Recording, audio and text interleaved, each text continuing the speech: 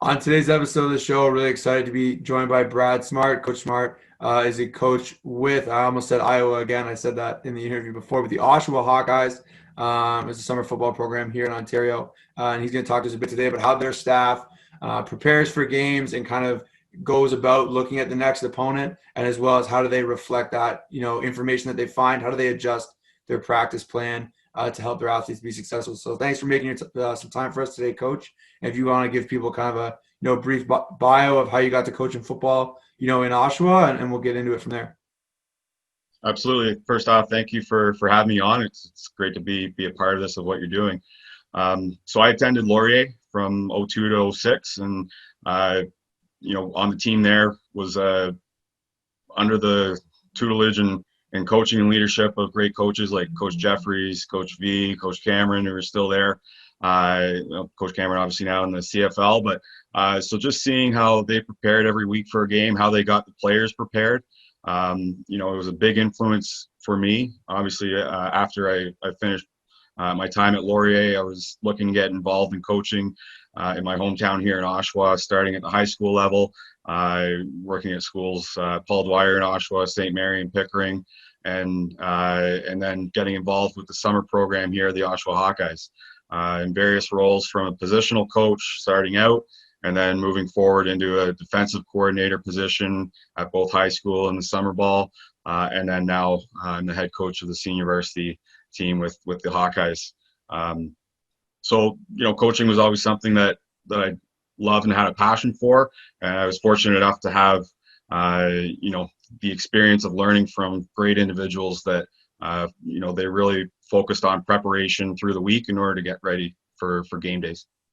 Yeah, and I was really excited when you kind of brought that up. I've been reaching out to different high school coaches that I've connected with before, and obviously with your connection at Laurier. I think we've met at training camp a few times, and so it's great. I think is high school can be so different depending where you are. Summer football, which I'm wearing my Cambridge Lions shirt today actually, and a lot of guys like us who played in university go then to trying to coach at the high school level.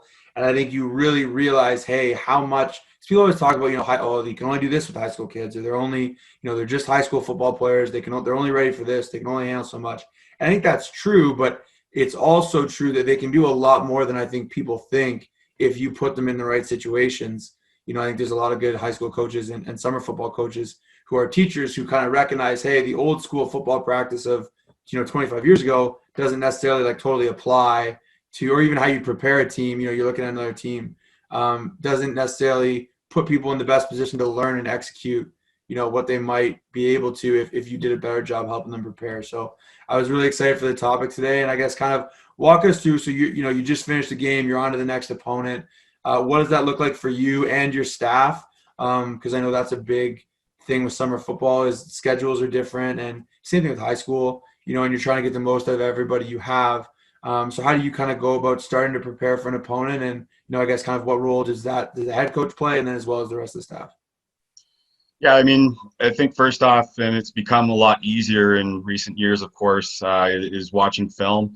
Going back to my playing days, they were still using VHS. I guess that kind of dates me even more, but VHS tapes to watch film, and you had to copy a tape or get together with your teammates, versus now there are different platforms, but it's all online. The film gets shared almost instantly, so it makes the film more accessible, and that's always where we start, both analyzing our past game and then of course getting ready for our next opponent.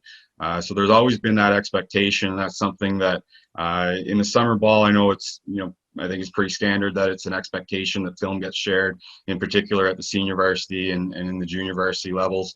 But even high school, with the teams that I've been involved with, that was also an expectation. And I think that maybe some high school coaches, maybe they're concerned that they don't have the resources to do that. They may feel that they don't have the time to share with their team, break down a film session. But that's something that has been consistent across the board with all of the teams that I've been involved with, is taking that time and showing the players the film after, having a look at it with our staff. In terms of breaking down a film, so for me as a defensive coordinator and from the defensive side of the ball, there's certain things that I look for and I've developed that I analyze from week to week. Some of the things that we like to key on. And so, when you're watching film, it's great. You can see it, but making sure that you record some details, taking notes is something that's important. So something that I'll do myself is generate a spreadsheet of different data and observations from the film to generate those patterns and tendencies that are so important for developing your game plan. That's something as a coordinator I take on myself, but then I'll share that with our positional coaches. So before our first practice of the week, I try and have that done. I'll break down our past game and some of the things that we did well and look at, things like passing yards against, rushing yards against, penalties, first downs, things like that. And then in planning for our next team, I'll try and watch at least, 1 to 2 games, 3 of their most recent games if possible, if I have the time. And that's another huge factor as well. I mean, coaches, at the high school and summer ball level, they have different professions. Time plays an important factor, but you do want to have enough data generated that, you give yourself an opportunity to be prepared so you can share those tendencies with your players in your meetings and help and use that to help to generate your practice plans for during the week. I can just share a brief screen here of what a spreadsheet for me looks like. So this would be for scouting an opponent. So this was from a game as we were getting ready to play Cornwall. You see some of the things that I've kind of highlighted. I want to know what hash the ball is placed on, the yard line, where they are on the field, the down and distance. More importantly, formation here. What am I going to see through the week, heading into the game, so I can prepare and say, okay, are they in pistol or are they under center, 2x2? The different sets that we'll see, and also the direction. Do they like to go to the boundary versus the field, left or right, depending on where the ball is located, and of course, breaking down, is it a pass, run? What are they looking for here? And also making notes for me. I like to know, okay, if in the pass game, what receiver are they targeting? So I have here in their position, the W, the X, the Y, okay, or the tailback, and also try and match up with the numbers of the specific players on each team. In going play by play as I'm breaking down the film, I'll highlight. So the highlighted plays that you see here, those are what I'm going to show to my players when we have our team meeting. I'm not giving them the full data breakdown. As the phrase paralysis by analysis, you don't want them seeing all this and being lost. But for me, at least, I know that I feel comfortable in sharing this with my coaching staff so that they know what plays we're going to key on, what are their big plays. So if they created any turnovers, or certainly their scoring plays, a variety of first down versus second and short, second and long. On their third and short, I want to show that. So just a variety of the plays that we'll see heading into the week. And ultimately, all this leads down into different stats. So I know right now that, okay, in this particular case, Cornwall was a pass-heavy team. I can see, okay, if they're going on the right side or the left side, what do they like to do? Boundary field. Are they rushing or passing, depending where they are and which direction they're going to be headed? So that lets me also plan my personnel for the week. If I want to flip DNs, let's say, to help contain that run if it's coming outside, or based on where their players are lining up, okay, the numbers matched up with the positions. Well, then I know, okay, I can align my better cover guys to match up with their receivers in the passing game. And like I mentioned, Cornwall was a pass-heavy team, so we made some adjustments personnel-wise in order to be prepared for that. Move them around early in the week so they get comfortable at those positions, and go over with our guys the key plays that we need to stop in order to be successful. I really like the concept of you highlighting the plays you want to show with your guys. You mentioned time and efficiency is huge. I know in summer ball, you're trying to use every minute of practice, every minute of, meetings. One thing, I mean, we last year actually went to online meetings, before obviously COVID, now every meeting's online. It feels like, duh, why, what do you mean? But at the time, that was, we had always had a film night, and it's hard for guys to get there, and I'm not sure what it's like, in your region, but we have some guys that drive almost an hour to get to Cambridge, right? We don't want you guys doing that 3 times a week. So we would do our meetings online, and we kind of did a similar thing with, okay, we'll watch sometimes, we'll watch a whole series, or we'll watch them in certain situations, and we'll watch cut ups. But I even just think being able to say to your players, hey, even if you just go home and you watch, these 15 plays, and you give them the 15 play numbers, kind of similar to you have here with some information. I think that goes a long way to helping them prepare, but without creating that, almost anxiety over, okay, what does all this stuff mean? How do I use this information? It's more of a limited set that, they feel really important, or feels really important to them being successful. And it's an awesome idea. Yeah, I mean, that's something that I've developed over years. I think when I was younger and first started, I felt like I had to get through every play or as many plays of the game as what I could. But now recognizing that, okay, a lot of the plays maybe are repeated, especially at the high school and summer ball level. So there's really only a core number of plays that if I prepare my guys for, they're going to be in a good spot heading into the week. And, especially defensively, just like we're making changes, so are offenses. So I don't want a kid thinking about a play that they may not even see that whole game, but, they've seen it on film once, but it's really not the major concept that an offense is going to run, and vice versa, same thing for defense. Absolutely. No, I think that's a huge point. I think, again, we kind of preface the conversation with, how can we get guys to know more and execute at a higher level without, giving them too much information, or without taking up too much, time that we need to use to work on, other skills and stuff. I think being able to highlight that for your players, it almost creates confidence for them, knowing, hey, if I spend a half an hour and I watch these 12 plays by myself, like, it's going to help me, because coach has done that work on the back end to streamline it down. Versus if you say, hey guys, we have 5 of their games on Huddle, go watch a couple games, they might watch a couple games and go, oh, like, the running back's a stud. That's what kids are watching mostly, right? They're watching players. They're not breaking it down like a coach. So when you give them the data and you kind of say, hey, this is the play you're looking at, here's what it looks like, I think it helps them focus on what you want them to focus on, not just, oh, what a good running back. You know what I mean? That is much more beneficial. 100%. So after having this data to help us with our preparation, one thing that we always did as a defense, and I brought this in as a head coach to our offensive program as well, is setting goals for the week. They were always team goals, and that really helped to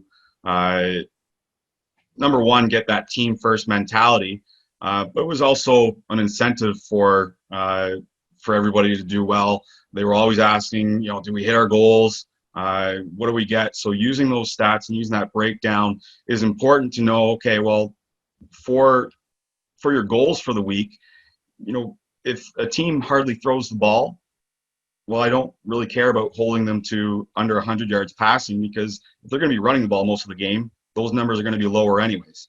So for us, using the data that we collect from film and understanding what the offense is going to try and do against us helps us set realistic and attainable goals for leading into the week, and that gives our players a mindset of what they need to prepare for as well.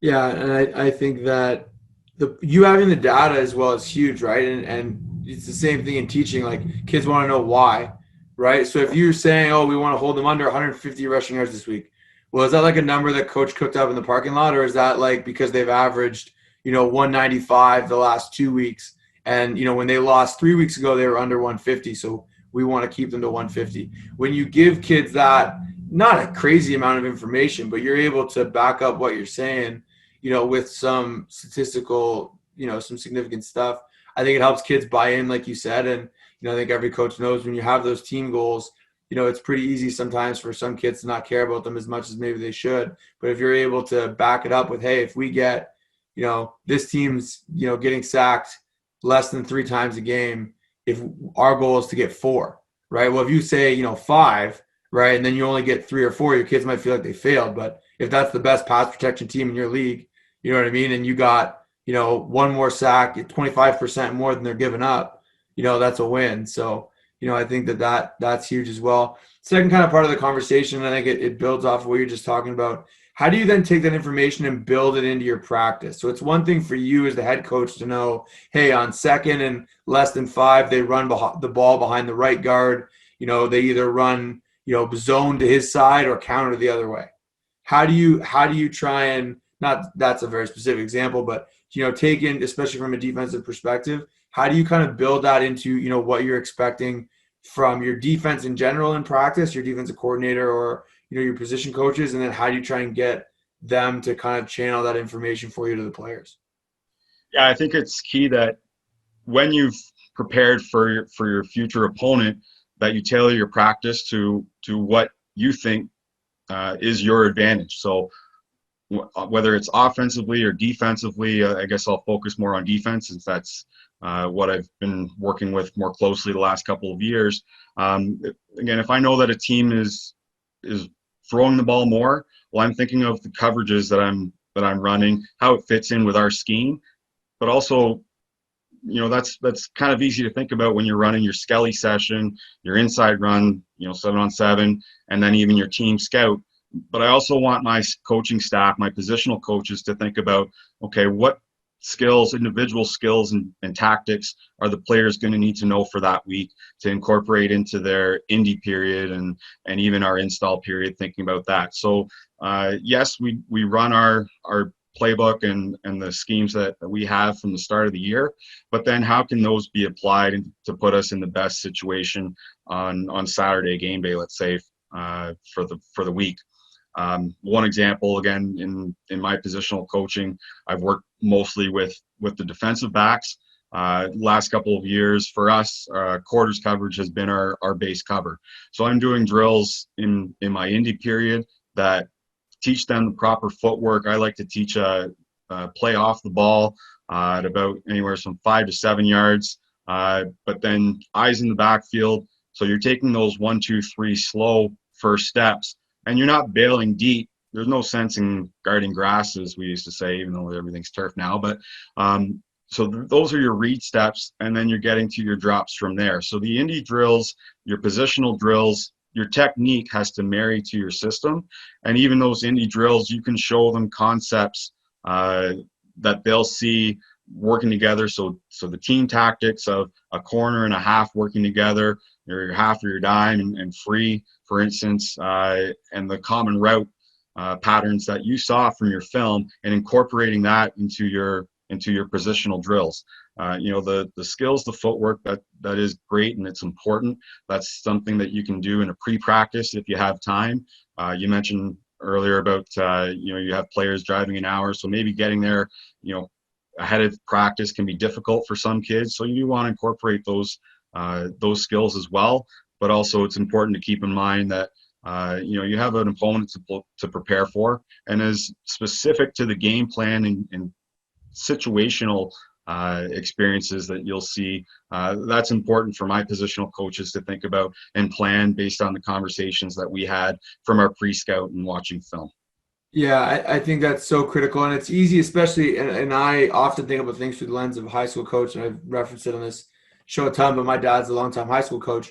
And so you run into, I think sometimes, maybe say in high school you have 4 practices a week, which as a summer football guy makes me like salivate, like what could I do with 4 practices a week? But sometimes you run into the whole like, oh, you have your everyday drills, right? And I know especially the position I coach now with running backs, there's so many everyday drills because it's a bit of a different position, right? Like once you have the ball in your hand, there's different principles based on the play, but then there's so much that you're doing that's not necessarily scripted, right? And so I've even found sometimes, hey, there's we could work agility, we could work this, we could work that. But if you can put it within the context of a certain play, it helps your guys understand like when they're actually going to use it. You know what I mean? And so being able to take, hey, we're going to do our ball security, but we're going to do it while we work our outside zone reads, right? And then that way it's within the context of something you're doing. And I've found that a lot of times, when I'm at a high school practice, and again, it's a whole different ball game with coaches coming and going and schedules, like you said. But if you're able to, and when you're able to say, okay, maybe we have an everyday drill because most weeks, for us, say we're a big inside zone team, we run a lot of inside zone. I try and at Laurier, whether it's once a week or once every 2 weeks, we work our inside zone reads because that's like a fundamental aspect of what we do. If one week we're working it more from like offset gun instead of pistol, well, like I should go and I should change that inside zone read drill to make sure we get the handoff. We might do it 9 times out of 10 out of pistol, but if that week, we're going to RPO or we're going to read the end more, let's tailor it that way. Or a big one that I always think about is, I'm not a huge man-to-man guy.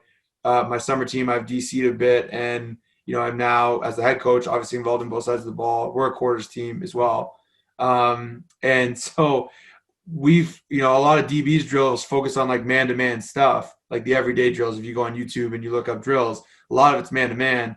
Well, we run man-to-man less than 30%.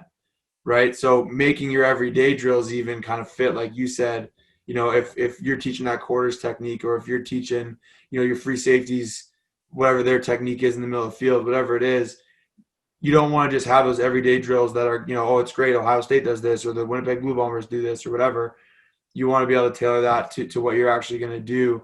And I always remember whenever we put in 2-man, I always got to remind myself, like, hey, we got to make sure I remind the DB coach we're putting in 2-man, because we almost never play trail, right? So, that's one example I think of all the time. It's like, hey, we probably haven't worked this, in a month. If the start of the season, say we're putting in 2-man, a couple weeks in, it's one of those things that you can kind of forget that, hey, we actually have to work the skill. We can't just teach the coverage. You have to work the skill. So, I think that's hugely beneficial. And I know obviously as coaches right now, we're not at practice the way that we'd like to be. But there's a lot we can learn. I think right now people are diving in on the scheme stuff, which is great. But I think there's a lot out there in terms of how do you organize your practice? How do you organize, your program from the start of the year or the start of a week to the end of a week, that people can learn from that. So anything else you want to add on that front or Yeah, just to echo what you said, and the everyday drills there, it's great to build that library. And I like what you said about tailoring those drills. I mean, they can be very similar, but run a variation that is closely related to what your prep is for that week. And again, like you mentioned, you run quarters or have ran quarters as your base for defense and coverage. But when you switch to a man scheme, make sure that you're covering the skills necessary in your indie periods and preparing your players to have the skills that they need to run the scheme. If you're a great man team, maybe that's your strength and that's what you stick to more so. And I mean, that's applied to coverage, but just you can extend that to any principle in any positional group. But if you are going to switch it up, then make sure that you consider that for your indie period. Don't just stick with the same drill throughout the summer or throughout the high school season. Number one, switching up the drills, it keeps the kids engaged too, but then also it does help you to relate your game prep through your practice planning and your periods to prepare your kids for the week. Yeah, I think it's so important. And it's something I think that can sometimes be the fun part as a coach, right? Because you obviously have core football skills that we've all been coaching and working on that, sometimes you'll see it something, new, whether it's on like a platform like ours or something else on YouTube, or you go to a university practice or whatever it is. And I find myself doing that time, I want to steal stuff, but you got to think about how does it actually apply to what you're doing, and what's going to help your kids, whether it's age appropriate, scheme appropriate, however that plays out. So really appreciate your time, Coach. And, it's a super valuable topic that I think sometimes we take for granted. Hey, we're going to prepare for our next opponent. We're going to work hard. We're going to do all those things. But there's a difference between watching film. I think one of the most interesting things that I'm trying to improve on myself is the process of taking when I watch film to my players understanding and using the knowledge that I'm trying to take from it, making that process as streamlined as possible, especially for our summer league kids and our high school guys who have so much to learn. And a lot of them are so willing, to learn and put in the time. But you have to find a way to make, your hard work as a coach ultimately pay off in your players' performance. So I think that's super valuable. Thanks, Coach. Well, thank you again for having me on, and absolutely, it's great to see the different drills and always be mindful of how you can use them to make your team better.